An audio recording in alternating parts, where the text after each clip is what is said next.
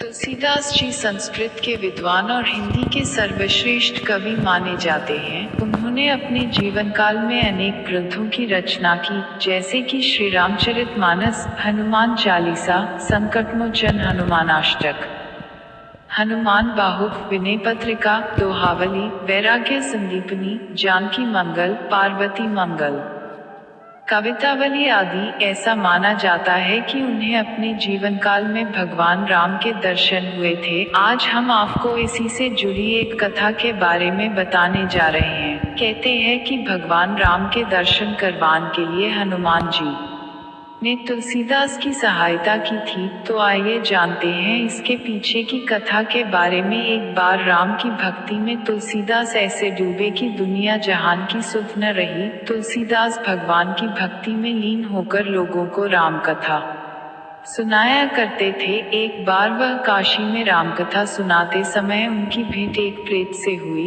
तब प्रेत ने हनुमान जी से मिलने का एक उपाय बताया।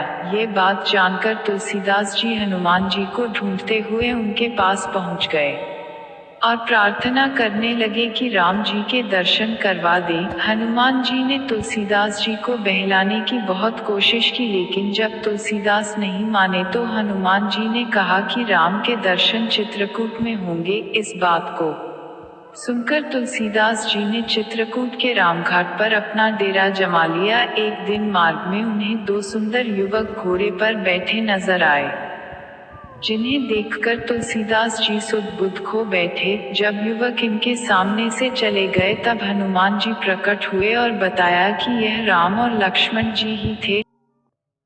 तुलसीदास जी को दुखी देखकर हनुमान जी ने सांत्वना दिया कि कल सुबह आपको फिर राम लक्ष्मण के दर्शन होंगे। प्रातः काल स्नान ध्यान करने के बाद तुलसीदास जी जब घाट पर लोगों को चंदन लगा रहे थे, तभी बालक के रूप में भगवान राम इनके पास आए और कहने लगे कि बाबा, हमें चंदन नहीं दोगे? हनुमान जी को लगा कि तुलसीदास जी इस बार भी भूल न कर बैठे, इसलिए तोते का रूप धारण कर गाने लगे। चित्रकूट के घाट पर भाई संतिन की भीड़, तुलसीदास चंदन घिसे, तिलक देत रघुबीर। तुलसीदास जी बालक बने राम को निहारते निहारते अपनी सुध बुध खो बैठे और भगवान राम ने स्वयं तुलसीदास का हाथ पकड़कर तिलक लगा लिया और खुद तुलसीदास जी के माथे पर तिलक लगाकर अंतर्धान हो गए।